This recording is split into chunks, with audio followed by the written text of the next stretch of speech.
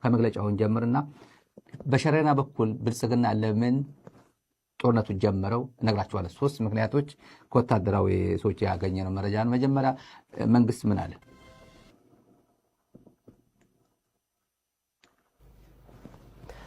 ሰበር ዜና ወቅታዊ ሁኔታዎችን አስመልክቶ ከትግራይ መንግስት የተሰጠ መግለጫ።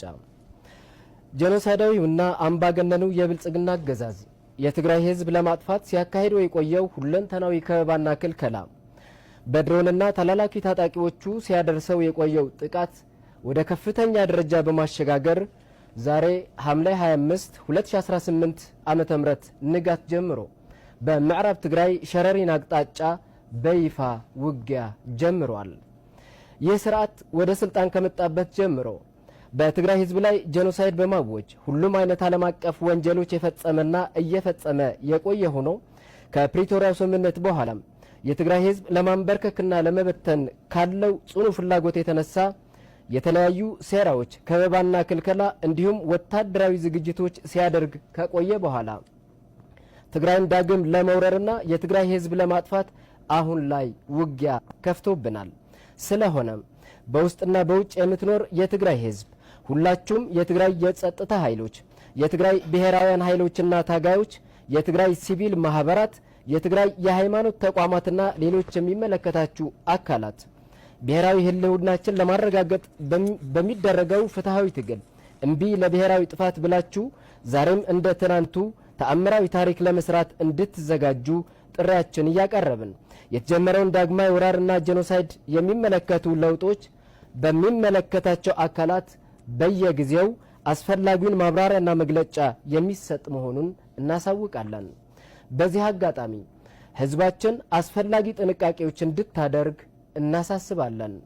ዓለም አቀፉ ማህበረሰብ ጄኖሳይዳዊውና አምባገነኑ የብልጽግና አገዛዝ በቀጠናው እየከፈተው ባለው ጦርነት ሊያደርሰው የሚችል መዘዝ ግንዛቤ ሊወስድ ይገባል። የትግራይ ብሔራዊ ክልላዊ መንግስት ሐምሌ 25 2018 ዓመተ ምህረት መቀለ። እንግዲህ ተመልካቾች መልእክቱ ይሄንን ነው። ይሄን የሚመስለው ዛሬ የትግራይ መንግስት ያወጣው መግለጫ ብልጽግና አብይ አህመድ ለምንድን ነው በሸረሪና በኩል ሸረሪና ምንድን ነው? ሸረሪና የት አካባቢ የሚገኝ? ብዙ ሰው ምዕራብ ትግራይ የደመቀ ዘውዱ ግዛት ብቻ ይመስሏል። ምዕራብ ትግራይ ለተመልካቾች ይሄ በተለይ ደግሞ ሌላ ኦዲየንስ ከተጋሩና የደመቀ አካባቢ ያለው ሰው የሚያውቀው ያውቋል። ምዕራብ ትግራይ የአርሚ 70 የሚባለው ሄድኳርተር ሸረሪና ነው የሚባለው። በኩብሩክ መጡ፣ በአሶሳ መጡ ምናምን የሚባለው ጨዋታ ሱተውት 2 ዓመት ትግራይ ስትወረር ጊዜ በድሮንም በመካናይዝድም ሁሉም ነገር ሞክረው ያላሸነፈው ኢትዮጵያ ምድር ላይ እነሱ ሳምሪ ነው የሚሏቸው። ሳምሪ ነው የሚሏቸው። አርሚ 70 ያው አሁን ኦፊሻል አርሚ 70 ነው የሚባሉት። ያውቁታል እነሱ አርሚ 70 እንደሚባልም ያውቃሉ። ግን ሰዎች የወጣቶች ነው የወንጀለኞች ስብስብ ነው ምናምን እያለ ፕሮፓጋንዳውን እንደዛ ነበር ፍሬም ሲያደርጉ የነበር ብልጽግና። መጨረሻ ላይ በምር ስማቸው የትክክለኛ ስማቸው አርሚ 70 ብሎ መጥራት ጀመር። ሸረሪና በምዕራብ ትግራይ በኩል በሱዳንና የኢትዮጵያ ድንበር ላይ ወደ ኢትዮጵያ ምድር ላይ ነው ያለው። ሸረሪና የኢትዮጵያ ምድር ነው፣ ምዕራብ ትግራይ ነው። እነሱ ሱዳን ሊሆን አይችልም። ምክንያቱም አሁን ውጊያ ሱዳን ላይ ተዋጋው አይልም። ዛሬ ለምሳሌ አይደል ዛሬ ከሱዳን ጋር እየገጠምኩ ያሉት አይልም። ምክንያቱም ከአርሚ 70 ጋር እየገጠመ እንደሆነ ይታወቃል። ቲዲኤፍ ኃይሎች ነው ኢትዮጵያ ምድር ላይ ነው። በዛ ሞክሮ በድሮንም ሸረሪና እንደምነሽ ብሎ ዳንኤል ክብረት ግጥም ገጥሞላት ነበር። ግጥም ጽፎላታል። ሸረሪና እንዴት ነሽ ብሎ ታሪክ ምንም ብልጽግና 2 ዓመት ሙሉ አስከሬን እንኳን ማንሳት አቅቶት በፍጹም ይሄ እነዚህ ምን አይነት ሰዎች ናቸው? ሜዳማ ነው፣ ለውጊያም አይመችም። ለወታደሮች ያውቁታል። ውጊያ በጣም ሜዳማ የእርሻ አካባቢ ስለሆነ በፍጹም አይመችም። አልቋል መከላከያ። ይሄ ሸረሪና ይባላል። ሸረሪና ዛሬ ወደ ንጋት አካባቢ ነው የጀመረው ብልጽግና በመካናይዝድ በድሮን በሁሉም ነገር። ከዛ መጨረሻ በእግር አስገባ። የገጠመው ያው በተለይ በጣም አሁን የጦርነት ጊዜ ስለሆነ ዩቲዩብ ህግ በጣም ሴንሲቲቭ ነው የሚሆነው። ሶሻል ሚዲያ ላይ ያላችሁ በጣም ሴንሲቲቭ ጊዜ ስለሚሆን መጠንቀቅ መቻል አለባችሁ። ማህበራዊ ሚዲያችሁ መጠንቀቅ አለባችሁ። ትዊተር ላይ፣ ፌስቡክ ላይ የምትለጥፋቸው ቪዲዮዎች መጠንቀቅ አለባችሁ። አሁን ዛሬ አላሳያችሁ እንጂ ልከውልናል። ብልጽግና በነጌታቸውና አብርሃም በላይ የተጋሩ ጎበና ዳጪዎች በኩል ይፎክራል። አብይ አህመድ ዝም ብሎ የኢትዮጵያ ቴሌቪዥን ዝም ብሎ በተጋሩ ሚኒስትሮች በአብርሃም በላይ ሚኒስትር በነጌታቸው ረዳ ሚኒስትሮች በእነሱ ጦርነት እንትን ያደርጋል። ጸጥ ብሏል። ዳንኤል ክብረት አይጽፍም፣ ማንም አይጽፍም። ተጋሩ ባንዳዎች ብቻ ነው ስለዚህ ጦርነት እያወሩ ያሉት። ተመልከቱት። ይሄ አብይ አህመድ የጦርነት ፕላኑ ማንን እየተጠቀመ እንዳለ ማለት ነው። ዋናው ግን ለረጅም ጊዜ አማራውን ህዝብ በከፍተኛ ደረጃ ያስቆጣ እንደነበረ በወቅቱ አስታውሳለሁ። በኋላ እነ ጀነራል በርካታ የአማራ ተወላጅ የሆኑ ጀነራሎች በምርኮኝነት ተይዘው የነበሩትም ጭምር ተለቀው፣ ለምሳሌ እነ ዘላለም መንግስቴን መውሰድ ይቻላል። ሌሎች ጀነራሎችንም በርካቶችን ማንሳት ይቻላል።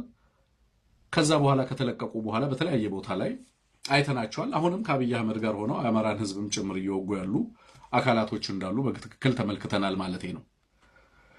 ግን ይሄንን በተመለከተ የሰሜን ዕዝን ትርክት በተመለከተ በከፍተኛ ደረጃ ትርክቱን የናደው እና ያፈረሰው ታዬ ደንደዓ ነው። ታዬ ወጥቶ ሰሜን ዕዝን በተመለከተ በቀጥታ አለ ያለውን እውነታ ለኢትዮጵያ ህዝብ ወጥቶ አጋልጧል። በወቅቱ እኛም በኦሮምኛም በአማርኛም የተናገረውን ንግግር አስተጋብተናል። በአንድም በሌላም መንገድ ኤኒዌይ አብይ አህመድ መጠነ ሰፊ ጦርነት እንዲያዋልድ ካደረገና የኢትዮጵያ ውስጥ ያለውን በተለይ የህብረተሰቡን አእምሮ ለመቆጣጠር በወቅቱ ህዝቡን ከጎኑ ለማሰለፍ የተጠቀመበት ትልቁ ትርክት አድርጎ የተጠቀመው ሰሜን ዕዝ ተጠቅቷል የሚለው ትርክት መሆኑን፣ ከዛም ባሻገር ተናጥላዊ ትርክቶች የተስተጋቡ መሆኑን በተለይ አማራውን በተመለከተ በተለያየ መንገድ ጥሪዎች ተላልፈዋል። ከጥሪው መተላለፍን ባሻገር በተለይ ደግሞ መከላከያ ሰራዊቱ ከወጣ በኋላ ቲፒኤልኤፍ አድቫንስ ሲያደርግ አማራ ክልል ላይ የደረሰውን ውድመት እና ከዛ በኋላ ተከትሎ አማራው ራሱን ለመከላከል የሄደበትን ርቀት የምናስታውሰው ነው ማለት ነው። ግን በዋናነት አብይ አህመድ ጦርነት ለመጀመር አስቀድሞ ዝግጅቱን ከጨረሰ በኋላ የተጠቀመው ትርክት ሰሜን ዕዝ ተበላ የሚል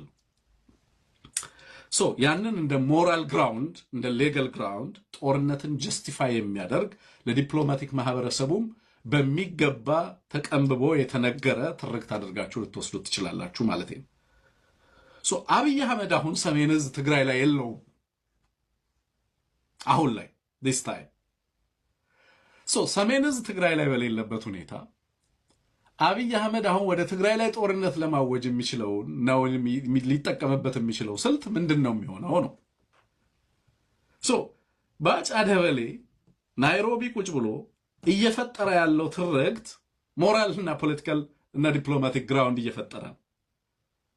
ለምሳሌ በቅርብ ጊዜያቶች አዲስ አበባን ጨምሮ ይደረጉ የነበሩ ሰልፎች የነ ኬሪያ ጥሪ ባይዘወይ እነ ኬሪያ ኩድ ቢ ላይክ ትግራይ ላይ ሰላም እንዲመጣ ወይንም ደግሞ የትግራይ ልሂቃን አንድነት ምናምን ሊያሳስባቸው ይችል ይሆናል። ግን ለአብይ አህመድ እየወጡ በሚዲያ የሚናገሩት ነገር አብይ አህመድ ቀጥሎ ለሚያደርሰው ጥፋትና ውድመት ኃላፊነትን እነሱ እንዲወስዱ አስቀድሞ እየሰራባቸው እንደሆነ ምን ያህሎቹ እንደተገነዘቡት አላውቅም።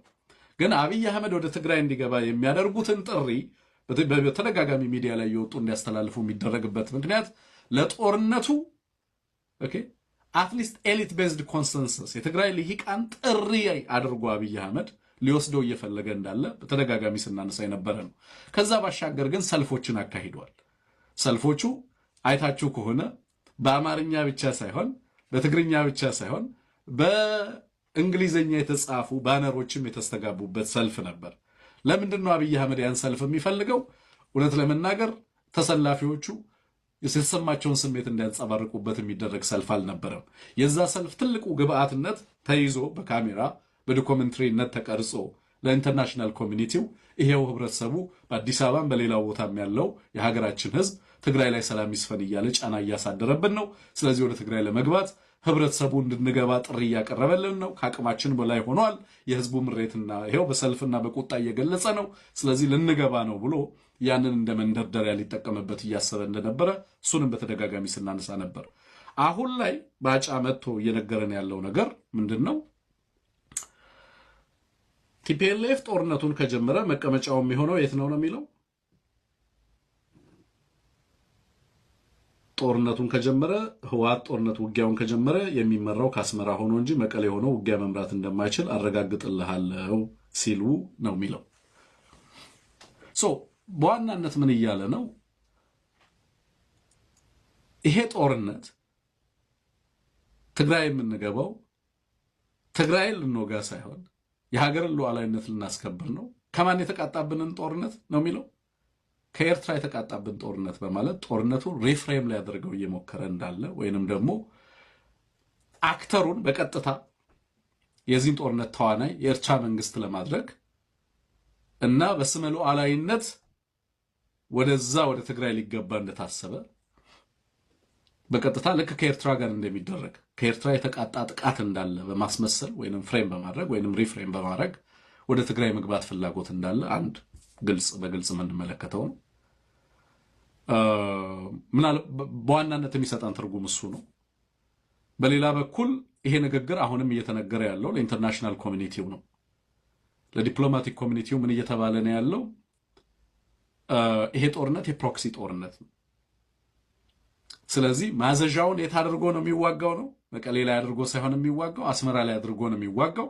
ስለዚህ እኛ ከአስመራ ለሚቃጣብን ጥቃት ነው ምላሽ የምንሰጠው እንጂ በተናጠል ከትግራይ ጋር እየተዋጋን አይደለም የሚል አጌን ሌላ የዓለም አቀፉን ማህበረሰብ ለማታለል እየተሰሉ የሚነገሩ ንግግሮች እንደሆኑ በሚገባ መገንዘብ ይቻላል። ሌላው ሞስት ፕሮባብሊ ሶስተኛው ይሄ ንግግር ኢምፕሊኬት የሚያደርገው ምናልባትም እጅግ በጣም ተደጋጋሚ የሆነ ሰርቬይለንስ እያደረጉ ስለሆነ የትግራይን ሊደርሺፕ ኢሚዲየትሊ ኒውትራላይዝ እናደርገዋለን። ስለዚህ ሊደርሺፑ መቀሌ ላይ ወይንም ትግራይ ላይ ሆኖ በቀጥታ ማዘዣ ጣቢያውን ወይንም ኮማንድ ሴንተሩን ትግራይ ላይ አድርጎ በቀጥታ ጦርነቱን ሊመራ አይችልም። ካደረገም በቀጥታ የኛ የድሮን የበላይነት ስለሚኖር ሊደርሺፑን ቴክ አውት እናደርግ በፍጥነት ሊደርሺፑን ኒውትራላይዝ እናደርጋለን። ስለዚህ ሊደርሺፑ ሸሽቶ ሌላ ቦታ ላይ ሆኖ አመራር ሊሰጥ ስለሚችል በቀጥታ ጦርነቱን ከአስመራ ጋር ማገናኘቱ አስፈላጊ ነው የሚል አንድምታ ያለው ወይንም በዛ መንገድ የተሰላ መሆኑን በግልጽ ትመለከታላችሁ። የባጫ ይሄንን ንግግር ማድረግ የነጻድቃን ዝግጅታችንን አጠናቀናል ብሎ መምጣት አብይ አህመድ የመጨረሻውን ጥሪ ለአማራ ለማስተላለፍ ዛሬ ወደ አማራ ቴሌቪዥን መምጣት እነዚህ ሁሉ ነገሮች በርካታ ቬክተሮች ግን ደግሞ አንድን ነገር ኢምፕላይ የሚያደርጉ ናቸው። እሱም አብይ አህመድ ጦርነት ሊያውጅ ዝግጅቱን ማጠናቀቁን የሚያሳይ መሆኑን በትክክል መገንዘብ ያስፈልጋል። እንግዲህ እንደምትሰሙት እንቀብራለን ሲሉ ነበር የከረሙት። እንቀብራለን፣ ጉድጓድ ይዘናል፣ መቆፈሪያ አካፋ ይዘናል፣ አፈር መመለሻ፣ በቃ ቀብር ነው። አዲስ አበባ በራፍ ያለ ጦርነቱ ያለው እኛ እንዲያው ወደኋላ ቀርተናል እና እንደዛ ነው ማለት ፋኖ አዲስ አበባ ዙሪያ ነው፣ የኦሮሞ ነጻነት አዲስ አበባ ዙሪያ ነው እና ሐሳብ አይግባባችሁ፣ ቀብሩ አልቋል፣ እኛ ወደኋላ ቀረነው፣ ብቻችን አለንም፣ ቀብሩ በቃ ቀብር መፈጸም ነው እያሉ ሲልስክሩ ከረሙ ሰነበቱ። ዛሬስ የዓለም ማህበረሰብ ስማን አንደኛ ጦርነት አያስፈልግም ተናግረን ለዚህ ቦታ ላይ ደጋግመን የፕሪቶሪያ ውል ስምምነት ይተግበር፣ ተፈናቃዮች ይመለሱ፣ ሁሉ ሰው እኔ መቼም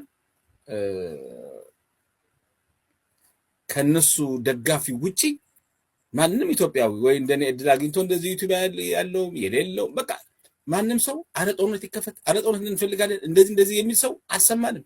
ጦርነት የሚፈልጉ እነሱ፣ ከበሮ የሚደልቁ እነሱ፣ እንበር ተጋዳላይ እያሉ አሁን ሰሞኑን በቃ ያን ባንዳ ሰው እንደዚህ ረፍርፈው እያሉ የሞተውን የቀድሞ ወታደር ታሪክ እያነሱ የአሁኑን ደግሞ እንደመሳለን ሲሉ የከረበቱ እነሱ ናቸው።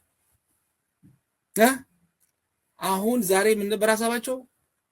ገብተው በጠዋት ለብ አድርገው ሁመራን ምናምን በቁጥጥር አድርገናል ጀግናው የቲዲኤፍ ሰራዊት ብሎ ሽርጥ አንገቱ ላይ ጠቅልለው ሰበር ዜና ያሰሙ ነበር። እኔ ተው ይቅር ብያለሁ።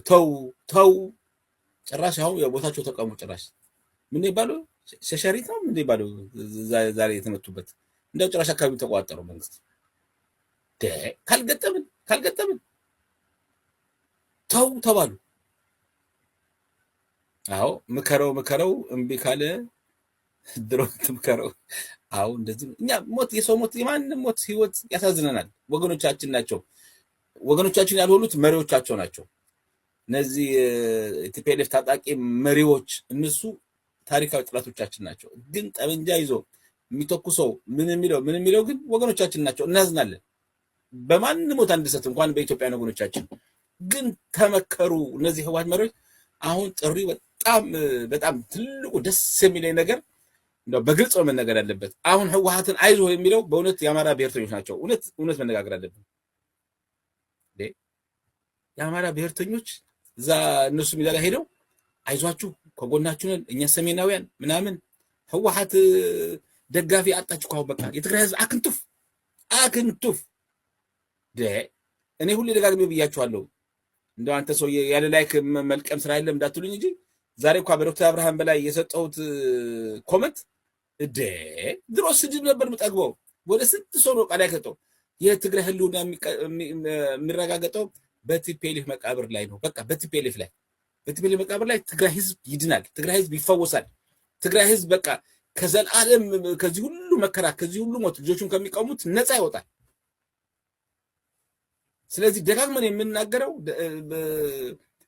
አንዳንድ ወገኖች ለምን በትግርኛ መልክ ማታስተላልፈው ይሉኛል። በትግርኛ እኮ ማአት ሚዲያ አለ፣ ብዙ ሚዲያ አለ አይደል? ደግሞ አማርኛ ብናስተላልፍ ምን ይላቸዋል? እዚህ አታ በትግርኛ እንደጎበሮ ምናምን ይላል።